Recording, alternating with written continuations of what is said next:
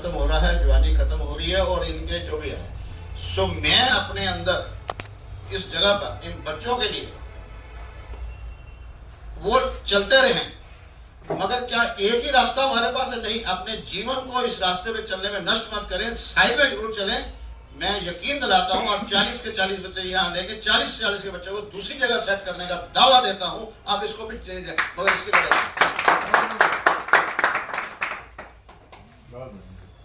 मगर रास्ता जो है वो एक नहीं है। हम में से बताओ जितने भी आए हैं, कोई 1:30 बजे आया, कोई 2:30 बजे आया, कोई काम छोड़ के आया, क्या सभी एक रास्ते से एक वाहन से आए हैं? नहीं, सबका वाहन अलग अलग था, रास्ता अलग अलग था, मगर उद्देश्य एक था। पहुंच गए कि नहीं पहुंचे? सो अपने भीतर के उद्देश्य को रखो, रास्ता मैं बताऊंगा चलना, आपको मंजिल मिलेगी मिलेगी और यकीन मिलेगी। ये है एक नेचर का लॉ। लॉ क्या है? अभी मैंने बाद में यहां लोग बताया, सृष्टि का एक नियम है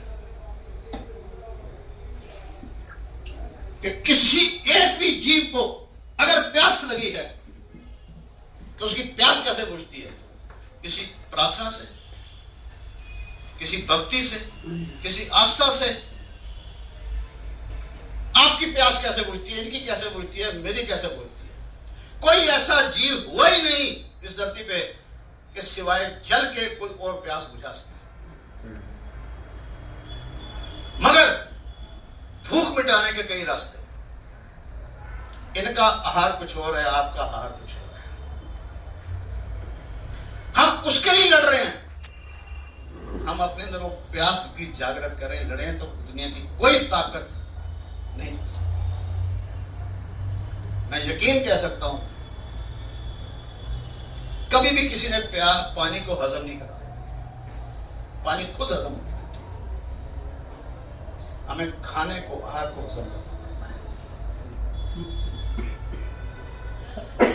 और जल कहा तो जाता है जल ही जीवन है, जल ही जीवन है, जल नहीं वो जीवन नहीं।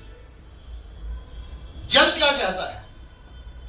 जब हम जल को समझ लेंगे, ये समस्या है ही नहीं। मैं आपके सामने 70 साल का खड़ा हूं, जीवन के अंदर हर वो ऐशो आराम मस्ती सब गिरता हूं और खड़ा हूं आपके सामने ये करते हुए। कोई ताकत मुझे नहीं रोक पाई। क्या समस्या मेरे पास नहीं? कि मैं सामाजिक नहीं हूं, पारिवारिक नहीं हूं, या व्यापारिक नहीं हूं? मगर जिसका 7वीं जब तुमने क्लास का पर्चा दिया तो वो मुश्किल लगा। जिसने नहीं पर्चा किया उसकी रिपोर्ट कार्ड 7वीं फेल है, जिसने फेस करा वो 8वीं में चला गया और मैनेजर और डॉक्टर भी बन गया। सो समस्या मेरे को आगे बढ़ाने के लिए आई है, फेल करने के लिए आई है। इस बात को मुझे देखना।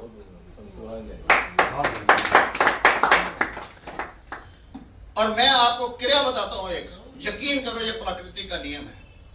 मैं दावे के साथ कहता हूं, अपने घर के अंदर बैठा हूं, अपने जीवन के अंदर कर सकता हूं, जो वो करेगा यकीनन वो कामयाब होगा। मगर अपना स्वामी बन के, अपने भाई को, अपने पिता को, अपने पड़ोसी को, सरकार के नियम को देख के नहीं, अपने अंदर ईमानदारी बरतनी है। और जो खुद ईमानदार है उसे बेईमानी नहीं होता। हम अपने से ईमानदार है ही नहीं, इसलिए हमें बेईमानी मिलती है। जल क्या कहता है? मैंने जल को देखा, क्वेश्चन करा।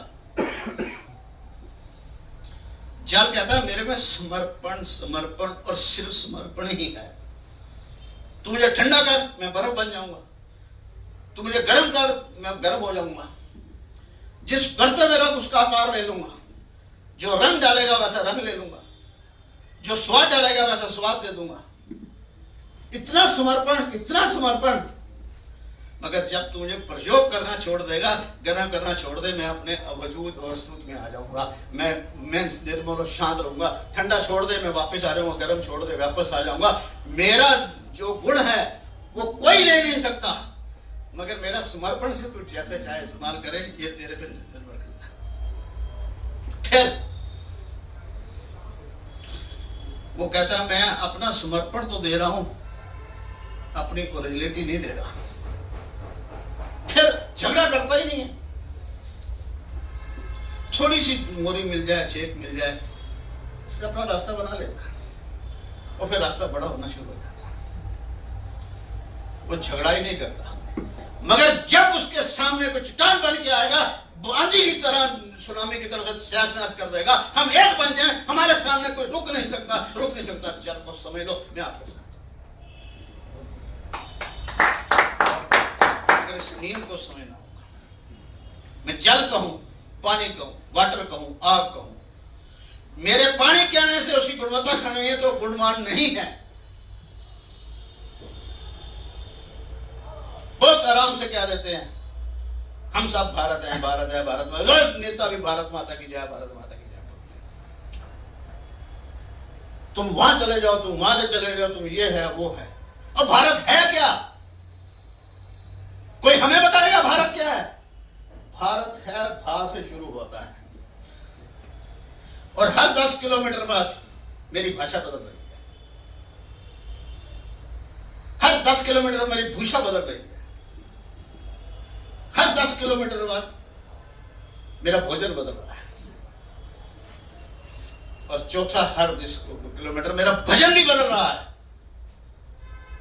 इतना डिफरेंट कि हम कहीं भी तालमेल नहीं है, मगर एक है वो मेरा भाव कि हम भारतीय हैं, भारतीय हैं, भारतीय हैं। ऐसा बन के हिंदू मुसलमान से बाहर करके गरीब अमीर को छोड़ दो, भारतीय बन के दिखाओ। कोई सामने तक नहीं हो सकता, कोई तक नहीं हो सकता, कोई तक नहीं।